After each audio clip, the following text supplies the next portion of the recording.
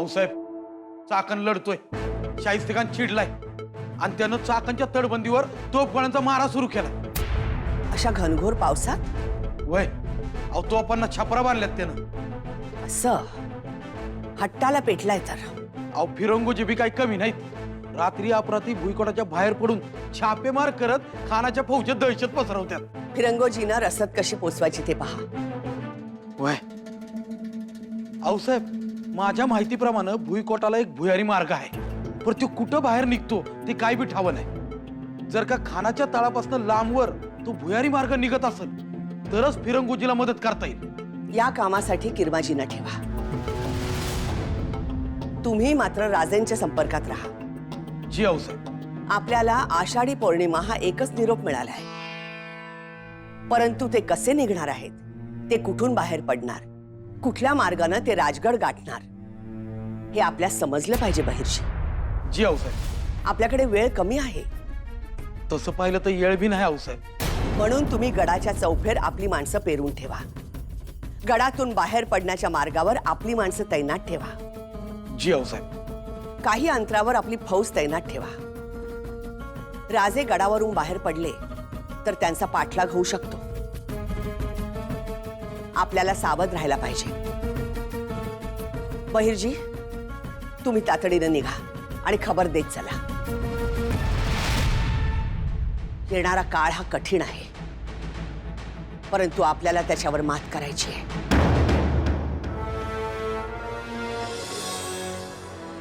शिवा, जमतंय का?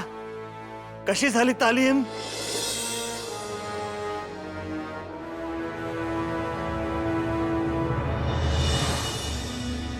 जमलं का नाही ते राजांनाच माहिती.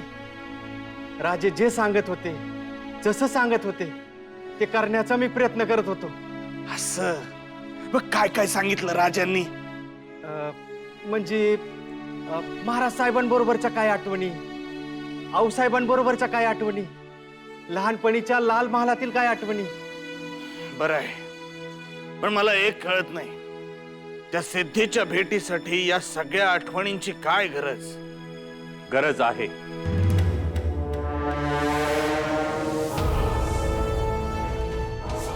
एक गोष्ट लक्षात ठेव, राजकीय भेटीत जर शत्रू हुशार निघाला तर तो नक्कीच आपल्या भूतकाळात डोकावतो, आणि त्यावेळच्या गोष्टी आपल्याला माहित नसतील तर मात्र आपलं पितळ उघडं पडू शकतं. वय वय, ही गोष्ट माझ्या ध्यानात आली नाही राज. शिवा, आम्ही जे जे सांगितलंय ते ते नीट लक्षात ठेव आणि आता आराम कर. जी राजा. उद्या तुला महत्वाच्या कामगिरीसाठी बाहेर पडायचंय. जी राजा. बहिर्जी सतत संपर्कात राहिले पाहिजे. त्यांना बाहेरच्या बाजूने मोठी तयारी करायची. जी राजा. आणखी एक, बहिर्जींची भेट झाली की मग त्या केदारजीला गाठायचं. आपण त्याला गाठून त्याच्याशी काय बोलायचं? केदारजीच्या मनात सिद्धी जौहरच्या नेतृत्वाविषयी विष कालवायला सुरुवात करायची.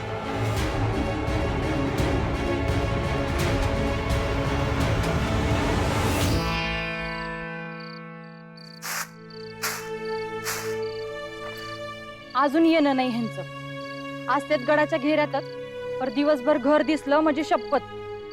आता येऊच दे घरला. जगदंबा. कोण? आम्हाला ओळखलं नाही? जा, आम्हाला हातपाय धुवायला पाणी आणा. आता ग भया, अहो असं का बोलताय? तिथं रांजण दिसत नाही होय?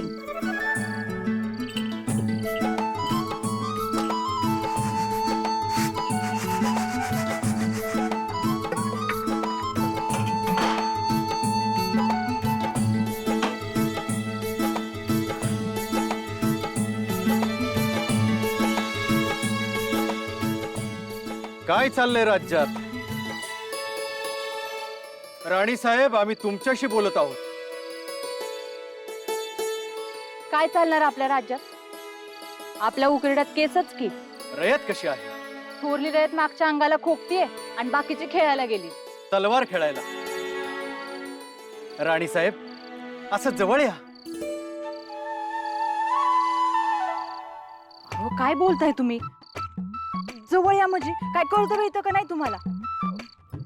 का भूताबितानं झपाटलं का काय? दमा तुमच्या डोक्यावर पाणीच वतते. अगं अगं पारू पारू, काय करतेस? आता आला वय ठिकाणावर. एक लक्षात ठेवा, तुम्ही शिवाजी नाही, फक्त शिवा हाय. शिवा काशीद. आणि ते राजाचं खूळ काढून टाका बघा डोक्यातनं. ते खूळ जाणार नाही. म्हणजे काय? हातचं सोडायचं आणि पळायचं राजाच्या माग. अगं कशाला पळायचं? आता मीच राजा झालोय. म्हणजे ते तुला कळायचं नाही. जेव्हा कळल तेव्हा तू म्हणशील काय नवरा मिळालाय मला. सौ मुलखात कौतुक होईल तुझं. असं वय? काय बी म्हणा, राजांची दाढी कोरायला मिळाल्यापासून ना तुमच्या वस्ताऱ्याला आणि तुम्हाला दोघांना बी धार आली आहे. हजामत करणार कुणाची करायची का हजामत? हजामत. अरे ये इकडं. आलो मालक. काय मालक? चंपी कर बाबा. का बरं चंपीवर आला? अरे डोसक लय दुखा लागले. शिरा बी आखडले असतील बघ. अहो हे तर काहीच नाही. लय आखडणार आहे शिरा. हा कशानं? रानात गुप्त भेट झाल्यावर. तो भेट कोणाची? हा मी गुप्त भेट म्हणालो का? नाही नाही, मी असंच म्हणालो. ए तलवार बघितली का?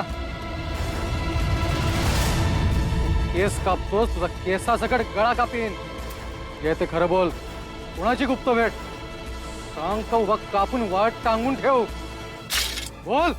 अहो चुकून तोंडातून आलं. पण सांगतो हा, पण माझ्या गरीबाचं कुठं नाव घेऊ नका बरं. कोणाची गुप्त भेट? बोल. अहो सिद्धी हुजुरांची आणि शिवाजी राजांची गुप्त भेट आहे. भविष्य सांगणार, जे उद्या होणार ते आज सांगणार. मी आलो. ए अरे कुठं चालला? अहो माझं ताबीज राहिले त्याच्याकडे, घेऊन आलो लगेच. गुप्त भेट? भविष्य सांगणार, ज्योतिष सांगणार. भविष्य माझं सांगा भविष्य. अरे तुझे काय भविष्य सांगायचे? केस कापणारा तू, रेश मारणारा होशील बघ. आणि आता आषाढी पौर्णिमा आहे, त्यामुळे आकाशातील ग्रह तारे काय सांगतात बघू. ही पौर्णिमा बाजी आणि केदारजीच्या मधून बघा. पण ते तर मसाई पठारावर आहे. चंद्र तिकडूनच उगवणार आहे. असं आलं ध्यानात. राजगडाची काय खबर? राजगड सुरक्षित आहे. तो मस्त उभा आहे, चाकण लढतोय, फिरंगोची शर्त करतोय. आणि धोका धोका धोका धोका, जीवाला धोका आहे तुझ्या. राहू काळ दिसतोय, कल्लोळ होणार, सांभाळून राहा. याच्यावर काय उपाय? उपाय आहे, घराबाहेर पडू नको. आकाशात जोपर्यंत पूर्ण चंद्र दिसत नाही तोपर्यंत घराबाहेर पडू नको. ओम नमः शिवाय. भविष्य सांगणार, ज्योतिष सांगणार, ग्रहतारांचा आतून. अरे ए, काय म्हणत होता त्यो? काय म्हणतोय तो? तो म्हणतो केस कापणारा रेस मारणारा होणार. आता मी कुठे रेस मारणार? तुम्ही आलात बाहेर. चला उरलेली चंपी करूया आणि हजामत बी करू. चला चला चला चला चला. फरमाइए पंत, बयां कीजिए आपके राजा के ख्यालात. जी हुजूर, आपण मोठ्या मनाने स्वतःहून भेटीसाठी तयार झालात याबद्दल राजेंनी खुशी जाहीर केली. बहुत खूब, बहुत खूब. मतलब राजे भेटीसाठी तयार आहेत. त्या भेटीत काहीही बदल नाही. हा फक्त काही तपशील ठरवायचे बाकी राहिले. शर्त म्हणा हवं तर.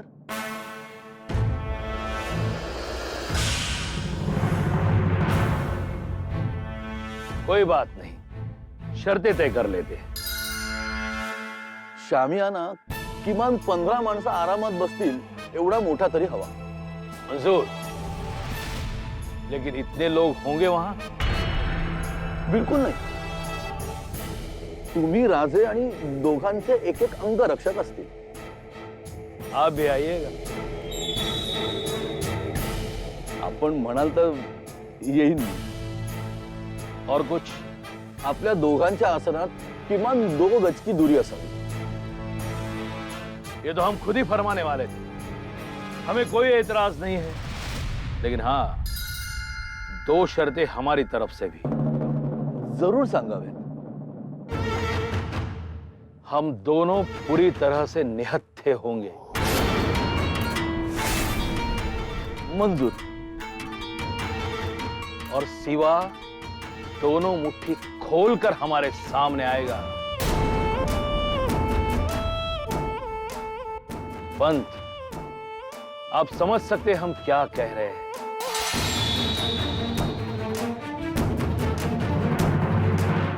कोई भी चालबाजी नहीं चलेगी, वरना 70,000 की फौज है हमारे पास. विश्वास ठेवा, असं काहीही होणार नाही. आम्ही काळजी घेतो, तुम्ही काळजी घ्या.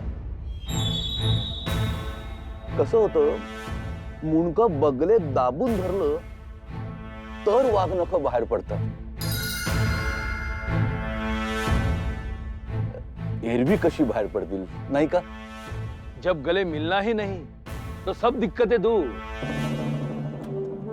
हे बरोबर. मग काय समजू मी? समझो मुलाकात पक्की.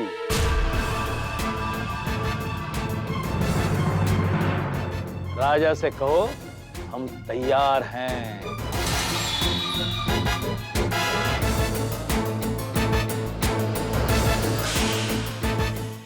बहुत बहुत शुक्रिया हुजूर. येतो मी.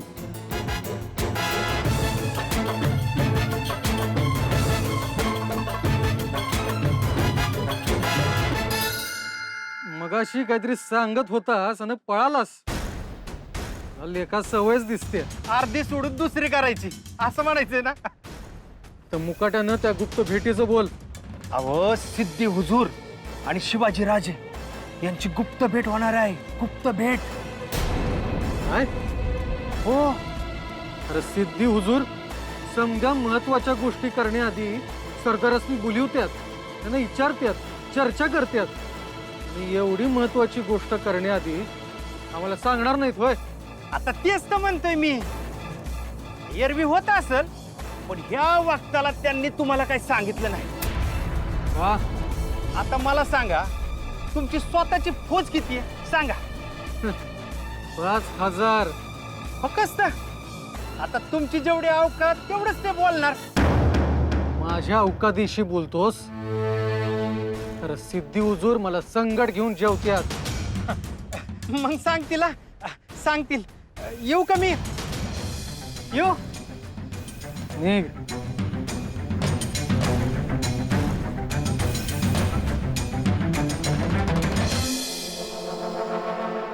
या अल्ला, अजून किती लांब?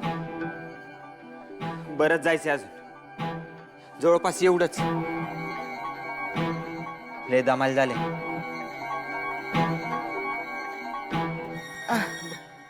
बस व्हायचं. लय पाय दुखायला लागले. नको, असं उठत बसत राहिलो तर आणखीन उशीर होईल आपल्याला. एकतर आधीच हाती खूप कमी दिवस राहिले. ते आहेच. परत तिकडे जाऊन आणखीन कशाला कशाला तोंड द्यावं लागणार आहे कोणास ठाऊक. आणि काम झालंच पाहिजे. अरे होईल का? हे असं काम काय आपण पहिल्यांदाच नाही करत आहे. ते सगळं ठीक आहे. म्हणजे सरदारांना मारणं, बगावतखोरांना मारणं वो अलग बात है. पर यह तो राजा की माँ है. तू पुन्हा आपली जुबान बोलू नकोस. मराठ्यांची जुबान बोल, नाहीतर फसू आपण. पण भारूक, मनात ना कुठेतरी रुखरुख लागलीये मला. का? जागीर मिळेल की? जागीर मिळेल तेव्हा मिळेल. आता माझा मुलगा, माझी जागीर बादशाच्या ताब्यात आहे. या खुदा. याचा अर्थ एकच, काम साध नाहीये, अवघड आहे. पण तरीही करावं लागणार. कशी दिसत असेल ती जिजाबाई? कशी चालत असेल? राजेंनी काय योजना आखल्या असतील? सर्व गोष्टी खुलासेवार समजल्या पाहिजेत. आषाढी पौर्णिमेस फार कमी काळ उरला आहे. आई तुळजाभवानी, बळ दे ग, आशीर्वाद दे. तुझ्या लेकराने तुझ्या नावाचा गोंधळ मांडलाय ग. यश दे, यश दे आई, यश दे.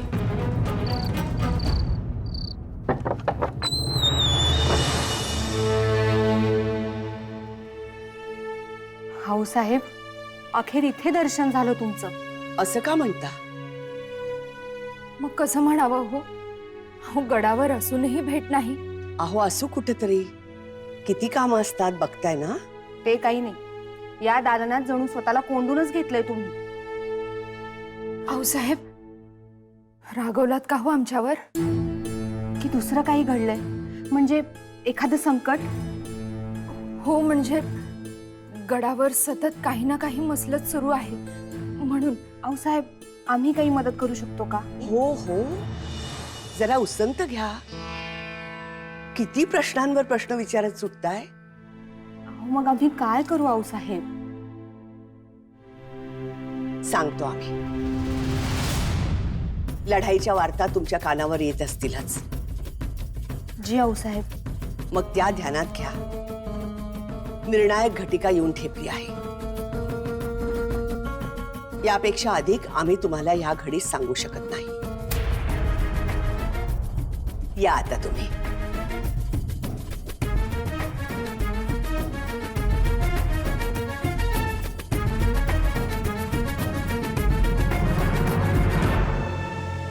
पाच हजाराची फौज म्हणजे हा केदारजी आपल्या फायद्याचा ठरेल यात शंका नाही. त्याचे कान हलके होतील या पद्धतीने त्याच्याशी बोलत राहा. माणसाच्या मनात एखादी गोष्ट नसली तरीही वारंवार ती गोष्ट बोलल्यामुळं माणूस त्याच गोष्टीचा विचार करू लागतो. ते खरंय. अफजल खानाच्या वेळेसच कळलं आम्हाला. गळा भेट.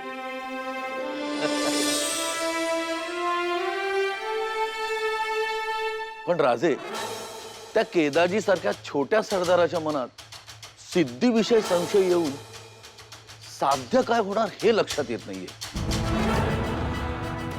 गंगाधर पंत हा केदारजी हलक्या कानाचा आणि भडक डोक्याचा. त्याच्या मनातला शंकासूर जसजसा वाढत जाईल तसतसं त्याचं गरम डोकं बेकाबू होईल. मग तो सिद्धी समोर संशय व्यक्त करेल आणि त्या दोघांमध्ये बेबनाव होईल. पण सेनापती तर सिद्धीच आहे ना.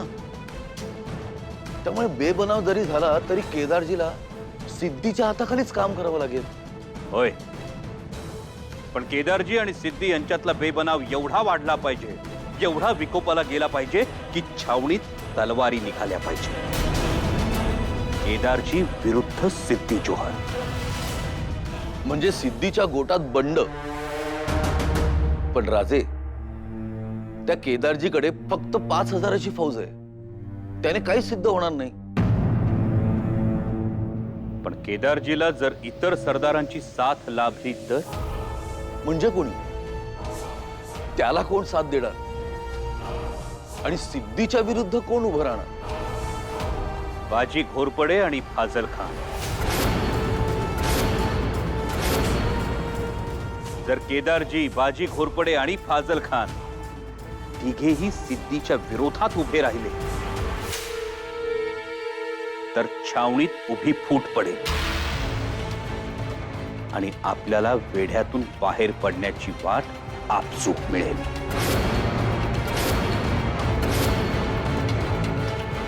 म्हणूनच गंगाधर पंत उद्या छावणीत जाताना केदारजीसाठी एक नजराणा घेऊन जा. आणि आम्ही केदारजीसाठी नजराणा पाठवलाय हे त्या सिद्धीला कळू द्या. तरच त्यांच्यात गैरसमजाचा विस्तव बाळसत राहील आणि मग शिवा त्याचं बोट धरून त्याला बंडाचा रस्ता दाखवतो. केदारजीचं सिद्धी जौहर विरुद्ध बंड.